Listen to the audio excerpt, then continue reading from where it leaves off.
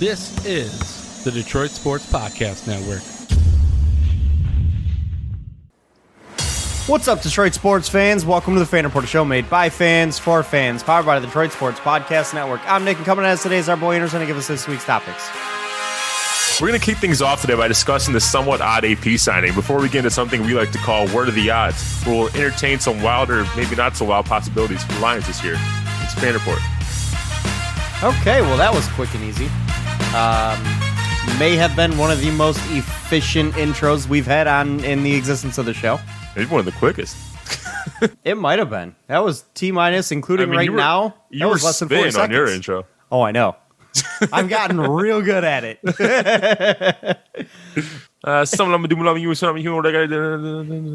Yeah. But before the show, we were talking about topics and trying to figure out what we were going to do this week. And we decided that due to the fact that it is the opening week of the NFL and the final episode you guys will get to listen to before the Lions start their season, we decided we were going to dedicate this entire episode to Lions talk. It also helps with the fact that there really isn't much going on in the NBA, at least in terms of the Detroit Pistons. Yeah, there's a lot going on in the NBA, just not right, Pistons. Right. The NBA's got a ton going on. The Bucks are about to get swept. This is wild. But the Pistons we're gonna are Pistons radio silence. Not this week. Yeah, not this week. So let's go ahead and crack into it. We're going to just jump right out to it. The news that dropped this morning, the Lions signing Adrian Peterson to a 1-year deal. My first question to you, Andrew, is does he retire before the season's over? Do the Lions lose yet another Hall of Famer? I was not expecting that question. I'm gonna say he makes it. I'm gonna say he makes it through because I think we're gonna keep him fresh. I hope, maybe. Has he been fresh since Vietnam? No. I would be excited about this. I think everyone else has the same sentiment. I'd be excited about this if this was like 8 years ago. But we're talking about what, a 36-year-old now, Adrian Peterson. Is that old? How old? I thought he was now like 35. But oh my God, how old am I? We're adding him to an already crowded backfield because you obviously have DeAndre Swift and Kerryon Johnson. And I liked what Bo Scarborough did last year. And then adding Adrian Peterson in the mix, he was actually pretty damn good last year. Yeah. I ain't gonna lie. Like, my immediate thought would be like, oh, maybe they want to use him for like short yardage situations and maybe to spell Kerryon to keep Kerryon. Well, that's what Bo Scarborough's position was. And I'm like, but that's Bo Scarborough. So I don't know how he fits in this offense other than this confirming that we are for real using a true running back by committee like Patricia wanted. Well, I mean, that's kind of sucks for anyone who owns a Lions running backs in fantasy. Yes, that and that also maybe it is a situation where we'll see him a little bit more at the beginning of the season rather than later on in the year, just because of the learning curve that DeAndre Swift is having to deal with. Yeah. He hasn't gotten to practice all that much in an already shortened offseason. So he still has a lot of learning to do. So maybe I'm starting to feel like kinda, to start, DeAndre Swift's going to be almost exclusively a pass catching back. Right. And this kind of allows DeAndre Swift to ease into the NFL and into an NFL offense with the Lions as opposed to trying to have him hit the ground running and stumble and fall flat on his face. Yeah. Just because he hasn't had enough time to get acclimated to what he's got to do and learn enough of the system and the NFL way of life. So this kind of gives them, the Lions and DeAndre Swift, a little bit more time to ease them into things and get them used to the game before maybe eventually later on in the season we see more DeAndre Swift, less Adrian Peterson. But my next question to you is, what does this spell for guys on the bubble on making the roster like a Bo Scarborough or even a Ty Johnson? What does this say to you for their likelihood of making this team? And how many running backs do you think the Lions will carry?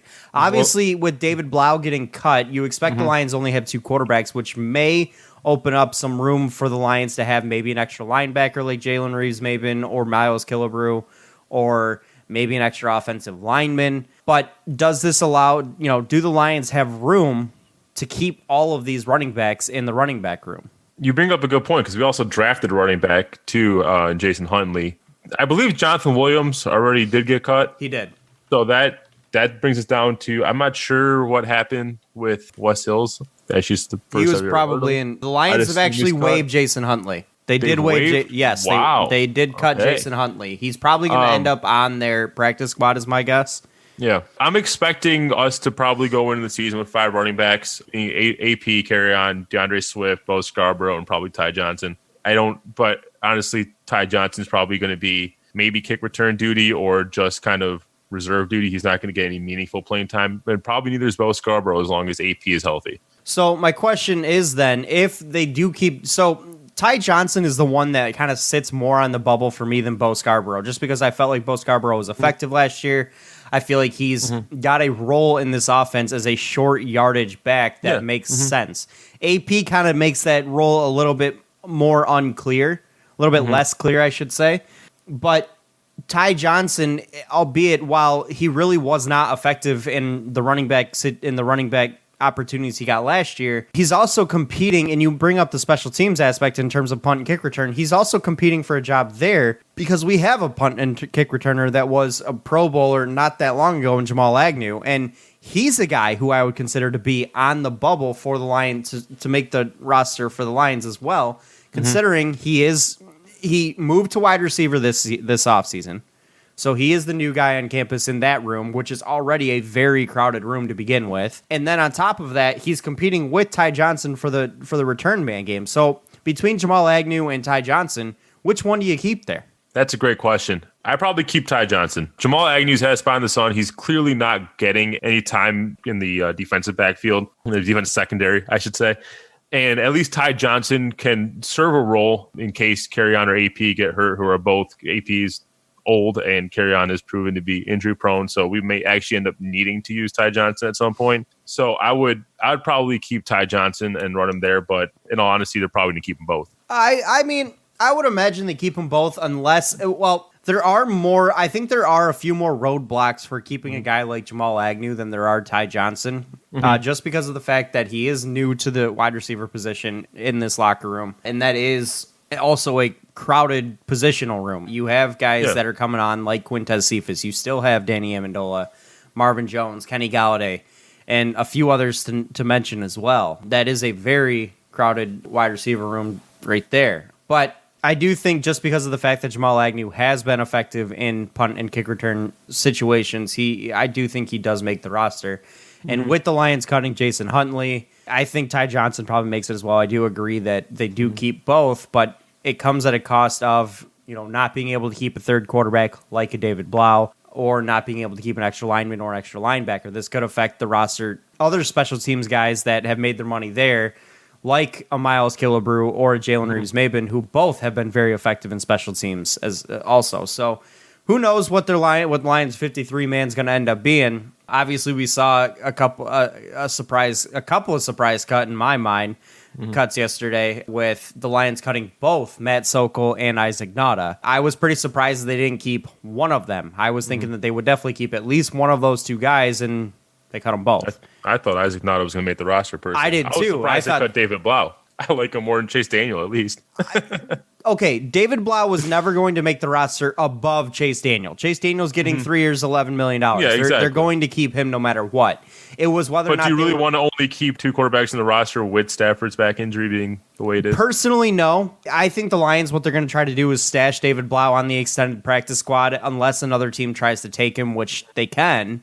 They can pick him up off waivers, but if he does clear waivers, I think the Lions will stash him on the practice squad. Do you want to see the Lions sign Josh Rosen to take a spot? I was a big Josh Rosen fan and believer coming into the league, and even giving him more opportunities for a couple of years after that. I think dude just sucks. I'll be honest with you. I think he just sucks. Like, I hoped and I thought the kid had the tools and the abilities to be a good NFL quarterback. I thought he was going to be a good quarterback in the NFL. I liked the way he played at UCLA. I liked his game. I liked his arm. Apparently, he's just another one of those guys that just can't pick it up and can't play the game at this highest speed and at this level. So I don't think he's worth a look. I personally would rather keep a guy like David Blau. The Lions have invested time and invested a lot of teaching into with David Blau, and he has made improvements since they picked him up, God knows when, a couple of years ago or last year. I don't even remember. But he's gone. Yes. So either way, though, I do think the Lions you'll see more AP earlier on in the season, and then you'll start to see him taper off just because, one, dude's 35. Those legs ain't fresh. And two, it allows them to have DeAndre Swift kind of ease a little bit more into the offense and get him a little bit more acclimated to the NFL game speed and everything like that. So I actually don't hate the signing. I don't. I don't hate it. I'm just very confused by it. I mean, I'm really not. I wasn't expecting it at all. I wasn't either. Now, this is how little I was expecting it. Yesterday when I saw AP got cut, or the other day when I saw AP got cut, the entire day yesterday I was like, watch, the Lions are going to go and sign AP, and it's going to be hilarious. And see, that's the kind of thought that always crosses my mind is when I see someone get cut. Oh, that guy could be a fit for Lions. Oh, that guy could be a fit for Lions. Never even crossed my mind with AP. I was joking like, Lions are going to go. Oh, he's probably going to retire. That was what I was like, Lions are going to sign him. Watch. How funny would it be if the Lions signed AP? I almost texted to everybody in the group chat yesterday. That's what I thought about it. And then I wake up this morning, Lions sign AP. Oh, God. I mean, Gibson owners are doing a happy dance right now, though, in fantasy. I'm sure. I've heard that backfield could be a mess, to be completely honest with you. With Bryce Love being there and all that.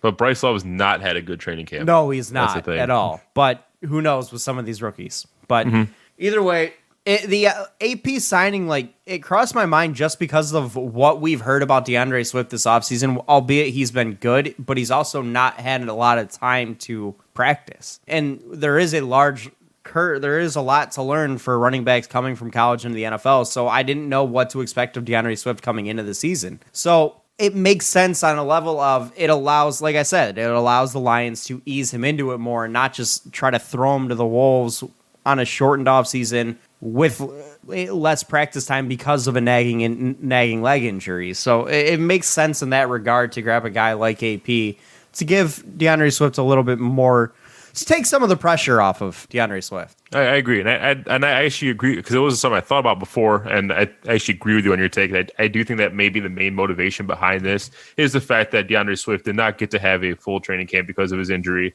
and just giving him more time to come along, and they needed AP as insurance until DeAndre Swift can grasp the offense better. So I do think you bring up a very good point. I actually agree with it. But that being said, let's not bury this topic to the ground here. Let's keep moving. So we're going to move on to what are the odds. And basically what we're going to do here is we have 5 different questions that we're kind of going to discuss, like what are the odds this actually happens? And some of them are a little far-fetched. Some of them are not so far-fetched. I think it's kind of subjective. But first one is, what are the odds that Stafford is a legitimate MVP candidate through 17 weeks? Well, let's take a look at last season. In the time he played last season, he was in the conversation. There's no doubt about it. But in all reality, I don't think the dude had really played a bad game yet. And was he ever the front runner at all last season? I think he was more along the lines of like the 4th or 5th guy on the list to be in that MVP conversation. But we're just asking, is he going to be a candidate, MVP candidate? I mean, I do think if I had to pick one quarterback in the NFC North to be the leader of my team this season, I'll be honest with you, barring injury, I'd probably take Matthew Stafford. I'd agree. I know Kirk Cousins is a little bit more durable. I know he's able to command and be more of a field general a little bit better. He's not as electric. I know Aaron Rodgers is Aaron Rodgers. If I had one game to win, it would be Aaron Rodgers. But over the course of a season, I'd probably take Matthew Stafford in this division. Aaron Rodgers is not the same quarterback he used to be. He is showing his age a little bit. He doesn't have the mobility he used to, which was a big part of his game and one of the reasons he was so effective. And Kirk Cousins is Kirk Cousins, and the Bears quarterback room is, I see a dumpster on fire over in the corner. But, so yeah, I would take Matthew Stafford. But when you look at guys that are out there straight up balling like Pat Mahomes and Lamar Jackson, and honestly, my guy this year is Kyler Murray. There you go. I think he's got a big opportunity. And then you look at Deshaun Watson. Is Matthew Stafford in that conversation? Very different quarterback. They're all very different quarterbacks than Matthew Stafford. Pat Mahomes is probably the closest one to him, and being a guy that can throw the ball a mile. But I think he has a little bit more mobility than Stafford does. Well, one of the big questions is the Lions' offense comparable to the offense of someone like in Arizona or a Baltimore? I think Stafford has more offensive weapons than Lamar Jackson has in Baltimore. I'll agree with you about Baltimore, but Lamar Jackson is a special character, is a special player. True. And I would say it's more offensive weapons than Watson has in Houston. I'll also agree with you there. However, again, that's a different type of quarterback. A different type of quarterback, yes. I like the comparison in terms of the weapons to the Arizona Cardinals, because you have your clear-cut number one receiver in DeAndre Hopkins over there. You have it here in Kenny Galladay.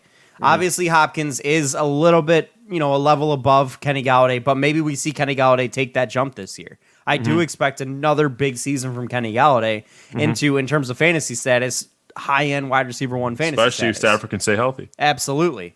And then you look at the running back situation, Kenyon Drake and Chase Edmonds. Well, we've got DeAndre Swift, Kerryon Johnson, and Adrian Peterson. And don't forget Bo Scarborough. I mean, we've got, but we laugh, but we legitimately have effective options for pretty much any role in the offense, or in terms of any role in the running game / passing game. In terms with a running back, we have pass catching backs in DeAndre Swift. Kerryon's still pretty solid in that role, and DeAndre Swift is likely to be a very effective runner. Kerryon's been effective in times. We have Adrian Peterson, who can be a guy that comes in as a vet, makes a big play or makes the play we need him to make. He can be a short yardage guy. And then Bo Scarborough was very effective in his time last season as well, in short yardage as well. So, we have options in the backfield. So do the Cardinals. And then you look at your secondary options at wide receiver. Cardinals have Larry Fitzgerald and Christian Kirk. We have Danny Amendola and Marvin Jones. I mean, the offenses aren't all that different. The quarterbacks are quite a bit different. Kyler Murray is a short, quick, mobile guy that can hit a pass in a tight window. Stafford's a little bit, he's elusive. I wouldn't exactly call him quick, but he's elusive, and he's got a cannon for an arm. So different quarterbacks, and whether or not each one, and obviously I do think TJ Hawkinson takes a step up this year, so there's another weapon for the Lions as well. I think we can only hope. Right. If Stafford stays healthy, I think he has weapons galore. But is he in the conversation with guys like Pat Mahomes, Lamar Jackson? We throw in I throw in Kyler Murray this year. Is he in that conversation? And the answer is I don't know. I really don't. And frankly, if he puts some numbers early on in this, like if he puts some numbers throughout the whole year, like he did early last year, I think it's possible. I think he needs to throw more touchdowns. I don't think, because what did he end the season with after 8 weeks? 19-4. I can give you the exact number in a second. I'm pretty sure it was 19-4, 19 touchdowns, 4 interceptions. I don't think 28. So he ended with 19 touchdowns, 5 interceptions, 5 picks. Okay, you were pretty close. I was. Is 38 touchdowns and 10 interceptions an MVP season? I would say yes. It'd probably be his best year. There's that. Yeah, I'd probably agree with that. You could. I think it's not really arguable that Stafford's best year was his 5,000 yard year, where he had 41 touchdowns, 16 picks. Absolutely, he was on pace for 5,000 yards, 38 touchdowns, 10 picks. And I'd probably agree with you that those are MVP type numbers, especially if you get this Lions team into the playoffs, especially if you were to win your division. While they say that that winning doesn't matter in the MVP conversation, let's be real, it does. It's how valuable you are to your team, how good you were on the football field, and if your quarterback's good, you're probably winning football games. Yeah, and it will be contingent on the Lions winning football games. It will be. If he throws for 5,000 yards and the Lions go 6-10, he's not winning an MVP. No, he's not. He's not. I don't care if he throws 40 touchdowns and 10 picks and throws for 5,000 yards. He will not win an MVP unless the Lions make the playoffs, or at least go 9-7. It's the truth. They'll look at guys with like Pat Mahomes or Lamar Jackson, who will have probably, or Deshaun Watson or Kyler Murray, who are on pace to have fantastic seasons as well. Or even Russell Wilson. Don't forget about that dude. Dude's the real deal. But I think it is possible for him to be in the conversation, yes. I do. To answer your question, I know it was a very long-winded answer, but I do think it is possible for him to be in the conversation. Do I expect him to win it? No. But do we ever expect a player in Detroit to win an MVP? I should say this. Do you expect him to be in the conversation? I know you don't. I don't. Neither of us expect him to win it. I think we both agree it's possible to be in the conversation just based on what he was doing last year. But I personally believe we expect him to be in if the offensive line holds up, he has weapons galore, and there is no excuse for him not to have a fantastic season at that point.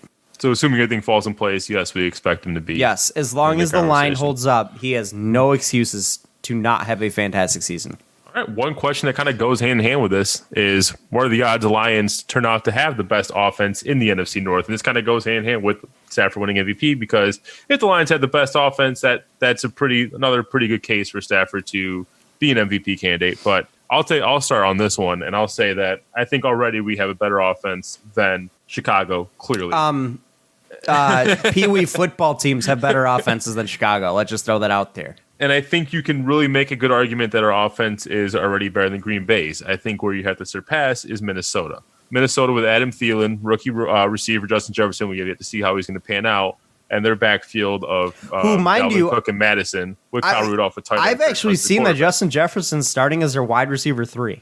I've seen that too recently. I was pretty surprised about that. Me too. I haven't heard much about him in camp, so like I'm wondering, did he not have a good camp and it kind of caused him to drop on the depth chart or what? I don't know.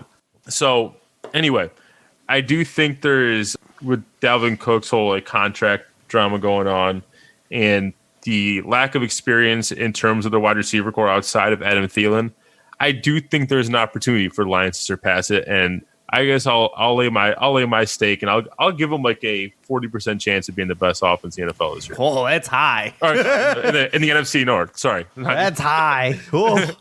Ooh, someone's. How much Kool-Aid you got over there? A little bit. Let's just say my adapter is blue right now. Okay, all right. I'll agree with you. Bears offense is trash. It's a straight. It's like I mentioned, their quarterback room. Their entire offense is a dumpster fire. David Montgomery was not as good as advertised. They can't figure out between David Montgomery and Tariq Cohen anyways. Mitchell Trubisky is straight up hot garbage. And if Nick Foles can't even beat out Trubisky for the quarterback job going into the season, what does his situation look like right now? As Lions fans, we're happy. Yes. Get the face with Trubisky. Are we, though? Because dude was legit against the Lions last year. 6 touchdowns and 1 pick in 2 games where he won both. I don't know about you. Well, Chase Daniel started the second game, didn't he? No. He played. I'm pretty sure Mitch Trubisky played both games, had 6 touchdowns and 1 pick against us last year, and a 2-0 start and 2-0 record. Pretty sure I read that somewhere pretty recently, like yesterday. Because I was at the Thanksgiving game. I'm pretty, unless my memory is incorrect, I'm pretty sure it was Chase Daniel that tore us up on Thanksgiving. I could be wrong. I'll see if I can find the stat last year for Mitch Trubisky. But I'll pull that up. But what's your take on this? What's your take on this? But I'll agree with you. I do think that the Vikings offense probably has the highest ceiling in this division with guys like Dalvin Cook, who I would put up there with one of the top running backs in the league. I don't think we're at that level. I think Kirk Cousins is a good enough quarterback. I think Thielen and Kyle Rudolph and Justin Jefferson, they have enough weapons there that can take over as the number 1 offense in the NFC North. I think that's kind of your leading candidate there. I don't think the Lions offense is quite to that level yet. I think they're running like clockwork, and we're still trying to figure things out. The Packers offense is, I kind of go back and forth on this one, and whether or not the Packers offense is better than the Lions, because looking at the top receiver, Devontae Adams, he is the number 1 receiver in the division. There's no question about it. Then you look at their number 2, probably Allen Lazard. I don't think he's as good as Marvin Jones. I don't. I think Marvin Jones is better. The tight end position's never really been effective for the Packers in all reality. But Aaron Jones, he's more of a known commodity than anybody we have in the backfield. And then you look at guys like A.J. Dillon and Jamal Williams. Are those guys better than what we have? Do you like A.J. Dillon better than Bo Scarborough? If pictures of the dude or any indication of what A.J. Dillon's going to be, if you're on the goal line and you're a defense trying to stop him, you better bring 13 men. That's pictures indication A.J. Dillon's a bowling ball, but I have yet to see him run. I've heard good things out of camp, though. I have heard good things out of camp. And Jamal Williams, you know what he is. You know what he is. He's very effective in the pass. He's very effective in what he does, as well as on goal line situations. If I was an Aaron Jones fantasy owner this year, I'd be pissed because there are going to be so many touchdowns vultured at the goal line by Jamal Williams and A.J. Dillon in that backfield. I'd be pissed. By the way, it was Mr. Trubisky both games. Okay. All right. And he had 6 touchdowns, 1 pick? Just closed it. Damn it. I got you. Hold on. But overall, though, and the big X factor is which version of Aaron Rodgers do we see? And it's not like Aaron Rodgers had a bad year last year. Was it as good as what we expect from Aaron Rodgers? No, not even close. But I'm pretty sure the dude still threw 28 touchdowns and only had 6 picks. Dude had a good year last year. And for your average quarterback, he was a good quarterback last year. Was it a typical Aaron Rodgers year? No. By the way, 6 touchdowns, no picks. Oh, even better. He went. Oh, sorry. There was 1 pick. Okay. My apologies. Aaron Rodgers last year threw for 4,000 yards, 26 touchdowns, and 4 picks. I would take that out of any quarterback most years. Yeah. But is it Aaron Rodgers type numbers? No, it's not. And that's where the big X factor is this the Aaron Rodgers we can come to expect, because he had very similar numbers in 2018 and then 2017 was the year he got hurt. So what Aaron Rodgers can we come to expect this year? Are the numbers going to jump up, or are they going to There's been no major improvements in his receiving core to speak of. At least that I could think of off the top of my head. No, I don't think there has been. I mean, Devontae Unless you Adams consider A.J. Dillon to be a major improvement in the backfield. Like, there's no major improvement I think there. them figuring out how to use Aaron Jones has been a major improvement in their backfield. I think that's but that's not so much changing from last year to this year. No, it's not. I'm over the past couple years. No, I don't think there's been any major upgrades on that offense outside of maybe A.J. Dillon makes him a little more effective in short yardage situations. Unless Alan Lazard is suddenly a beast. Right, which he was effective at times last year. He was. I am curious to see what that offense looks like. Do they tend it's very obvious that their offense looks like it wants to run the football. Yeah. And if that's the case, I don't think that's a bad decision in any way when it comes to that offense. Aaron Rodgers isn't the same quarterback he used to be. He can't throw 50 times a game. He can once, maybe twice a year, but you can't ask him to do it all the time. Not anymore. So, and does that mean that the Lions offense is better than the Packers? See, that's again, like I said, where I go back and forth. Because do I think the Lions have more weapons? Yes, I do. I think the Packers may have a couple of better weapons, but in terms of total weapons, Lions have more weapons. But the X factor of Aaron Rodgers makes things so tough to kind of gauge on, because does that make a big difference? And how much better are their weapons? Are their top weapons than our top weapons? You know, Devontae Adams is one of the best receivers in the league. Is Kenny Galladay? I think he could be this year. He could I'm going to throw that out. Is Aaron Jones that much better than DeAndre Swift and Kerryon Johnson? As of right now, I think he is, because Aaron Jones is one of the better running backs in the league, and Kerryon Johnson can't stay healthy, and he's been more of a middle-of-the-road running back in his time, and DeAndre Swift is entirely unproven. So I do think Aaron Jones is definitely better than our guys. But beyond that, I give the rest of the Lions. I do. I think the tight end room for the Lions looks promising. I think the secondary and tertiary receivers look promising for the Lions, especially if Quintez Cephas becomes a legitimate option. That's what I'm excited. That's one I'm excited. I'm excited about him, too. I like him. So I'll give the edge to the Lions at the second best in the division. I will. Now, could it top up to number one? That's where I kind of pumped the brakes a bit. Where you gave them a 40% chance, I'm going to scoot down a little bit to 30, because I do think that Vikings offense is running like clockwork and is the real deal. Yeah. Especially with their back. They do have the advantage that they're running like clockwork. Right. Especially with that back. You may have weapons, but we got to put it together. The thing is about the Vikings is, even if Dalvin Cook gets hurt, and I know he's injury prone, granted he played all 16 last year, but even if he gets hurt, Alexander Mattison may still be the best running back in the division. That's what's scary about that team. I agree there. Let's expand this and say, what are the odds the Lions win the NFC North? Right now, Vegas has us as last in the NFC North based on win totals, with Chicago Bears at third, and then it's a toss-up between Green Bay and Minnesota. Both are projected to have 9 wins this year. What are the chances that the Lions and their 6.5 win projection can actually come out on top this year? I'll be honest with you. I think 6 or 7 wins is right where I had the Lions pegged, and that's just because I know the typical Lions season where there's a big injury or a bunch of injuries that plays a big factor, or they blow a couple games here and there, and it ends up hurting them in the end. Yeah, that was when we did our projections, and we basically were conservative with it in the fact that, like, if we could see the Lions losing the game, we basically picked them to lose the game. Right, because those are the games they tend to lose. Like, it was the games that were like, oh, yeah, they'll definitely win this one. Okay, yeah. Yeah. But 6.5 wins for the Vegas over-under, I think, is a really good place to put it, and that's why Vegas is as good as what they do. I have them pegged right at 6 or 7 wins in my mind, and I do think an 8-8 season is entirely possible. But again, looking at the talent on the roster, offensively, I'll be straight up with you. That's a 10-win offense. That's a 10-win offense all day. You have a lot of inexperience in the defense. And the defense is where things come crashing down. The defense was one of the worst in the league last year. I don't expect them to be all that much better this year. With losing Darius Slay, Jeff Okuda's not even starting to begin the year. I do think it's promising that Amani Oruwariye has taken over that starting role. I do think that's promising, because having 4 legitimate corners with Trufant, with Okuda, with Oruwariye, and with Justin Coleman is an awesome problem to have. It's a fantastic problem to have, but what's the run stopping game going to be like? What's the pass rush going to be like? That's where my biggest question marks are, and that's where the Lions got killed last year. And I don't care how good your corners are. If you can't rush the passer, you're going to get burned every time. Yeah.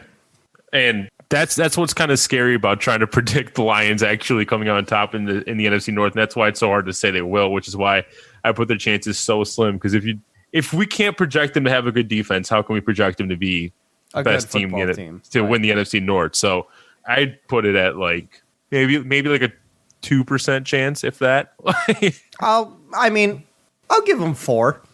I'll give them 4. But it's going to take, let's put it this way, it's going to take major injuries to other teams for me. I don't think it's going to take major injuries. I don't think it's going to take major injuries from other teams. Because I don't think even on paper, even if our defense plays up to like what we would hope they play up to, I don't even think that is good as our defense. I'm not even going that route. I'm going in the sense of maybe on the defensive side of the ball, we see some of the where we expect inexperience to play a factor. Maybe some of the inexperience doesn't play as much of a factor. Maybe we see guys like Jeff Okudah and Arawariye play big roles.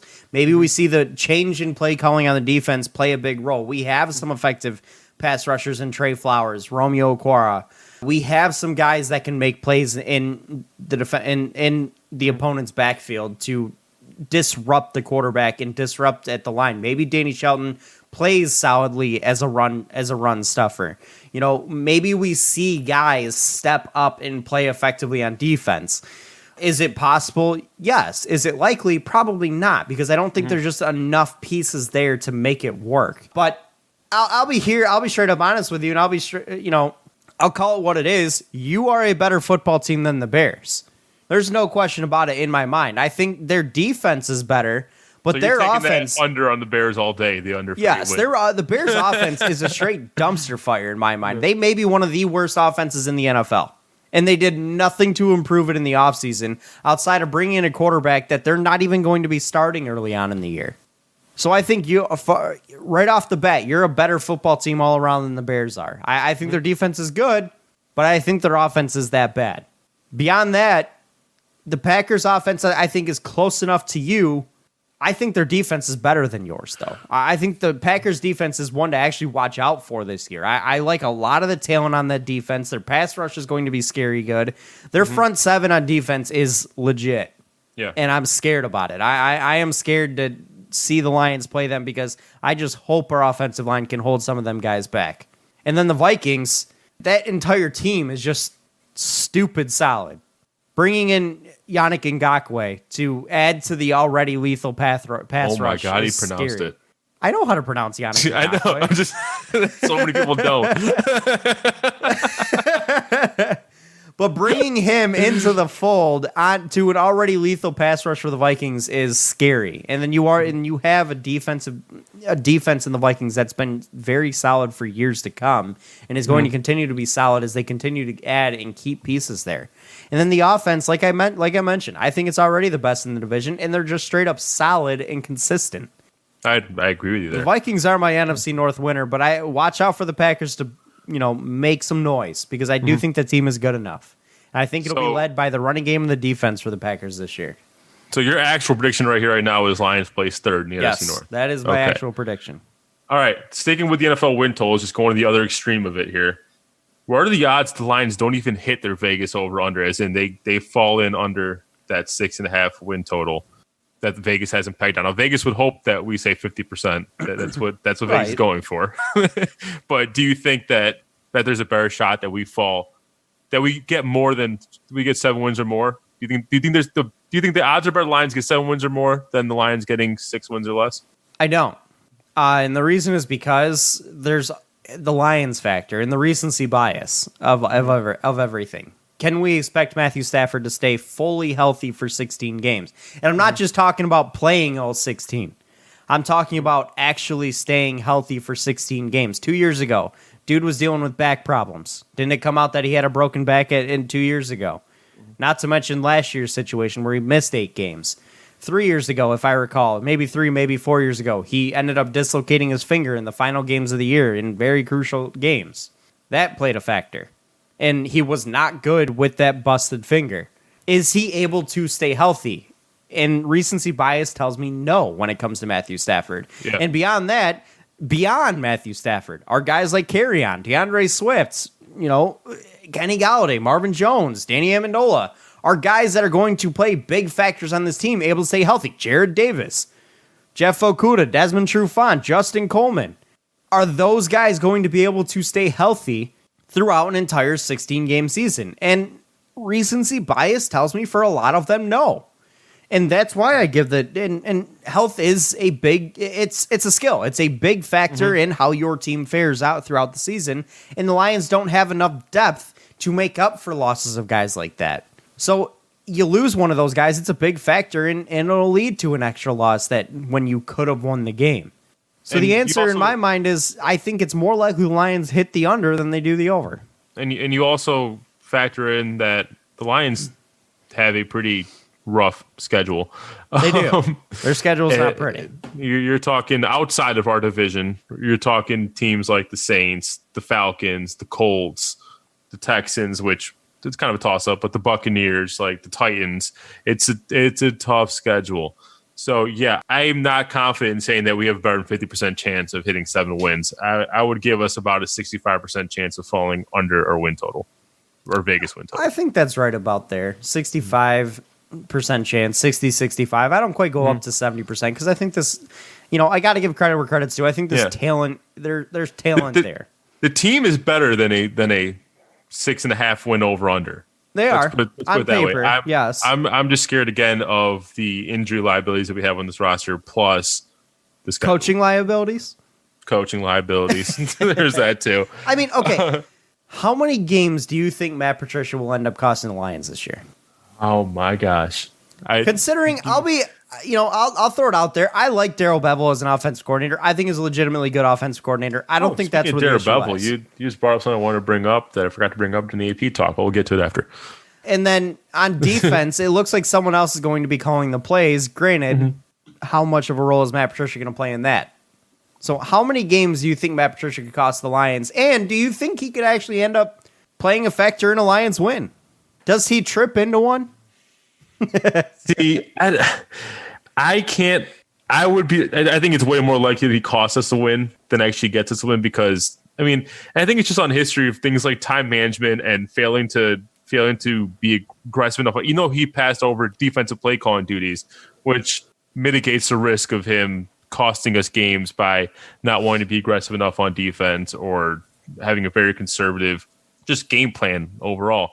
So I guess I can't put it. I can't say it's going to cost. He's going to cost it because the only thing that I can see Patricia costing us is in time management, clock management, and I've never seen us lose more than like 2 games in the season off that. So I'm gonna go no more than 2 wins that Patricia can cost us.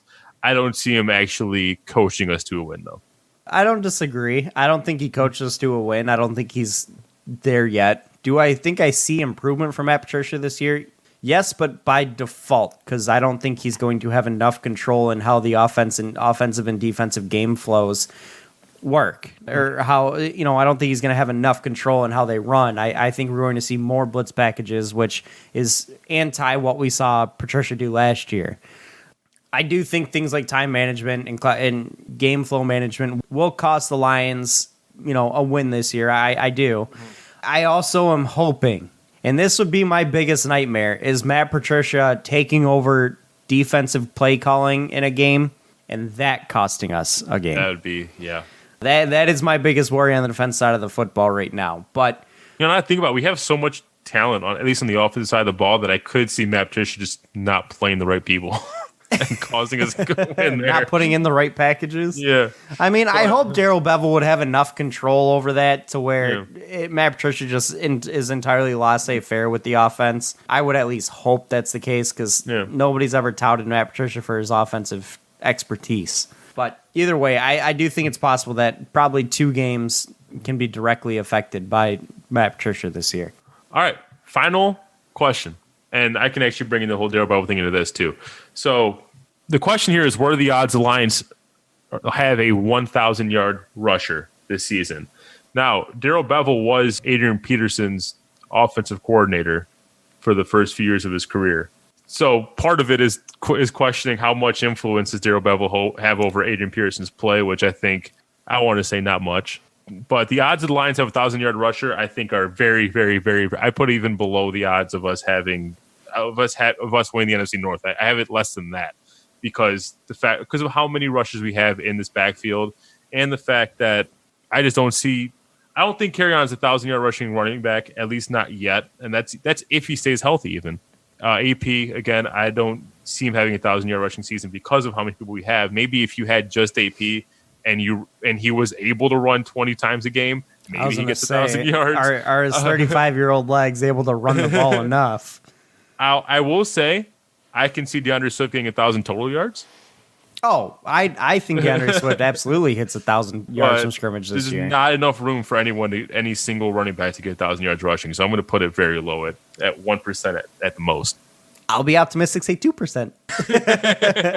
No, I agree with you. I really don't think there's one. The 1,000-yard rushers you see in the league, they are a clear-cut number one running back on their offense. Yep. Aaron Jones, Derrick Henry, guys like that are just clear-cut number ones on their offensive depth chart.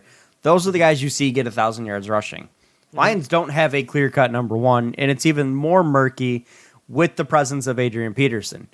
I think Darrell Bevell, and you bring in the Darrell Bevell factor of how much Adrian Peterson's going to play, it may give him an extra couple of snaps a game, but I think Darrell Bevell knows that Adrian Peterson's 35 years old and is not the same player he had early on in AP's career.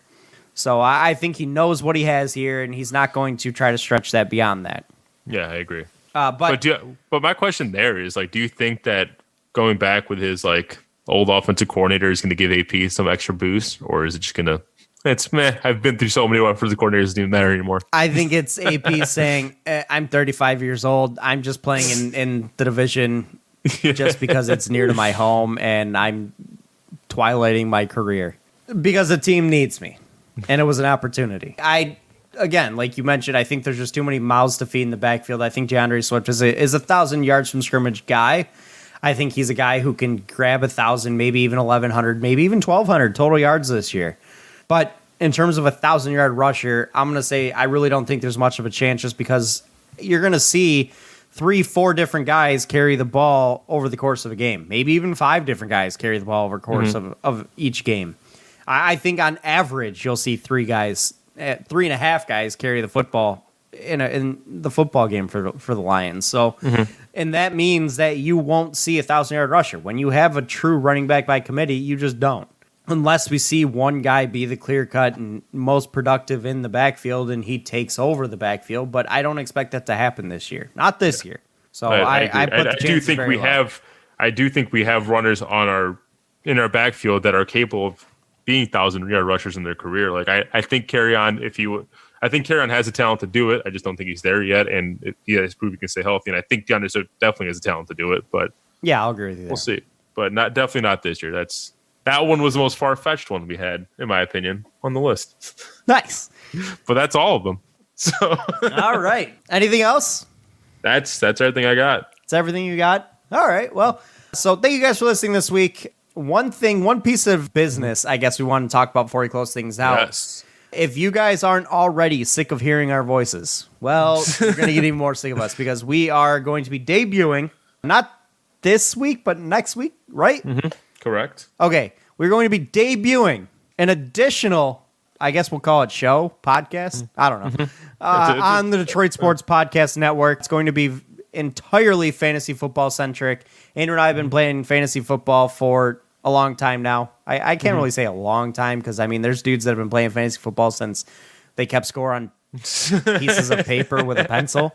So we haven't quite been doing it that long, but we both are huge fantasy football fanatics. We do a lot of research. We're normally near the top of our leagues every single year. We know what we're talking about. We did a lot of fantasy football on our live show. And that was a lot of fun, and we had some good times with it, and quite a few arguments with it too. So we hope it'll be something that's entertaining, and at the very least, decently informative if you're a fantasy football player. So we hope that's a good addition to the Detroit Sports Podcast group. And, we're looking forward to it. We like to talk about fantasy football a lot. And I mean, obviously during football season, it's a large majority of the conversation in our friend group. So and the core of it's going to be mainly waiver wire talk, start sits. But then if you guys have any specific fantasy football questions you want us to address on the show, just hit us up on That Real Fan Report on Twitter. Yeah. Or send us an email at contactfanreport@gmail.com. You can do that. I forgot we even had that email. But no, and we think it's going to be a fun addition. It's fun for us. We love talking fantasy football, so hopefully it's something that you guys enjoy as well. But anyways, guys, thank you for listening. Andrew, thank you for joining me, and thank you to Detroit Sports Podcast as always. We will catch you guys next week after a Lions football game. We get football back this week. Finally something to talk about. So go Lions. Best of luck to everybody in their fantasy seasons and to your teams in the NFL. But I hope the Lions beat you all. Yes. Anyways, guys, thank you again. This has been the Fan Reporters. Bye, fans. For fans. We'll catch you guys next week. Have a good one. Peace out. Peace.